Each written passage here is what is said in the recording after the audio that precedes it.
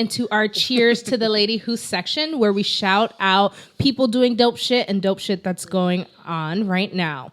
So I've noticed, and entering this new year, and it was happening at the end of 2019, but there has been an explosion of body positivity going on that I am loving. And yes, like Lizzo right now is clearly like one of those champions. And I remember when she went to the basketball game, her ass cheeks was out, and it was all controversial because some people were like, that's a little too much. And then others were like, it's not even that it's too much, it's hygiene. And people were kind of like, oh, that's so weird to like sit somewhere where somebody's ass cheeks. First of all, you could have on the thickest pants and still sweat through the seat. Exactly. Hello, summertimes in New York. Yeah. Hello, MTA trains, right?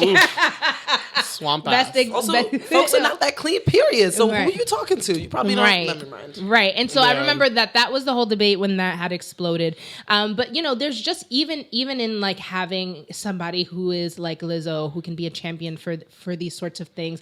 I think that in my adult life, I'm finding like I want to have that same sense of empowerment for myself because, you know, we're constantly around people and like it's nice to have somebody who's like big and famous and has a large platform. But I feel this urge to start loving myself for the sake of also like being that in spaces where there are people where it doesn't need to be Lizzo who's the icon of that, but that we start to feel comfortable. And so that's why I was super excited when Skittles recently actually became an underwear model for a hot minute. Can you tell us a little bit about that? Yeah, so I got contacted by Drew, his name is, and he works with this line called Play Out NYC. I don't know if the NYC is part of the line or if it's just like their Instagram handle, but it's called Play Out, and they're NYC based, and it is a queer owned line that just celebrates body positivity, and their whole idea is like in their advertisements they want to advertise their line on LGBTQIA people, the entire community, but like in every kind of way that we appear. And so the particular shoot that I was invited to do was a plus size shoot where all the models were plus size and queer. And it was just such a cool experience because like you said, I feel like there's this new wave of like body positivity, and it's particularly in our friend group, we've been kind of really focused and like just trying to lead like healthier lifestyles. And so for me, you know, I started out the year kind of strong, not necessarily, you know, working out every day or doing things, but just like taking baby steps to make better choices to lead a healthier lifestyle. And so one of the biggest things for me that I'm, you know, that I live with is that like I like to advertise that I'm like a super confident individual, but then I deal with certain like self-esteem issues on the low. And so this was a huge thing for me to just be like in front of the camera in underwear, but still able to like have a glamorous face on and still feel myself and still like live in that moment. And I saw some of the pictures and I'm so excited for everybody to see them because like I feel good about them, you know? Yes. And it was just a good experience overall. I feel like everybody who was at the shoot, it was like the energy, the vibe was right. Nobody had like these huge egos or anything. And yeah, it was just fun. It was and like I felt good about the pictures also because the photographer kept saying like, "Oh my God, you came to work. You came to work today." Yes. And the every day.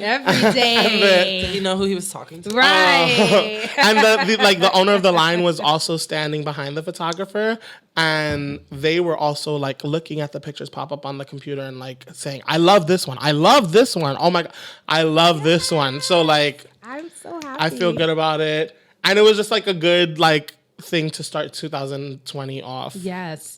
And I've been steady wearing crop tops, like trying to like wear, and I started sort of like in 2019 a little bit, and I would do the thing where I made sure I had like pants or something that was like up to here, so that if there was like space, you still couldn't see my body, but it appeared. But I'm starting to like get a little more comfortable with my, like I have a chicho on this side that likes to pop up, that pops up more than on this side. And so like I'm like, you know what, chichos, like come get a little life, like come get a little air, you know. And it's interesting because you do see people notice, like and at work too, because of the company I work for, we don't have a dress code, so like I can show up as I am on any given day.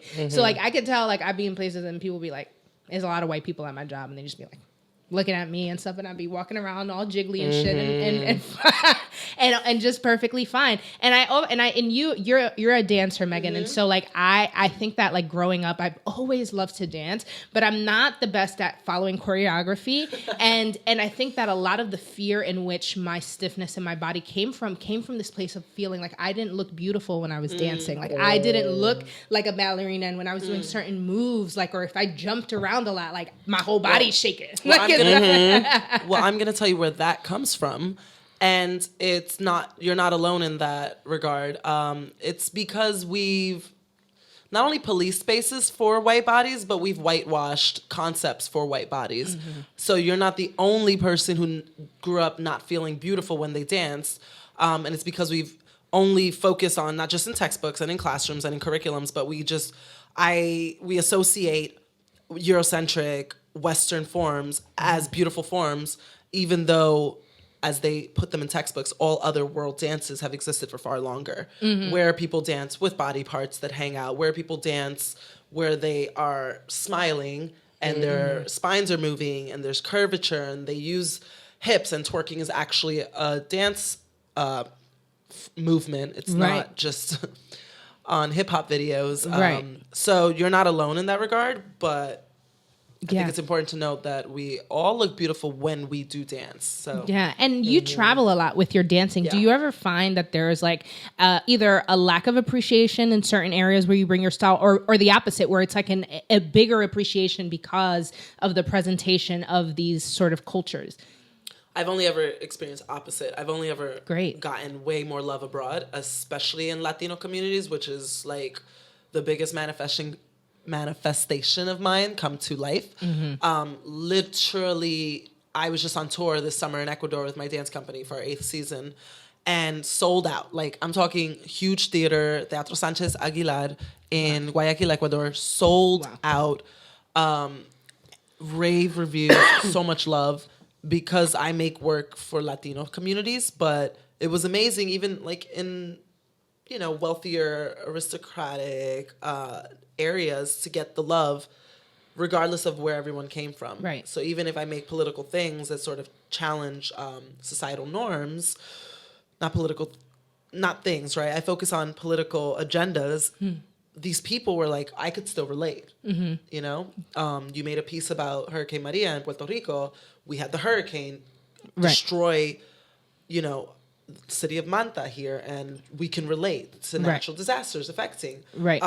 So no, opposite. I love making work and taking it abroad, especially to Latin countries. Yes, I love that.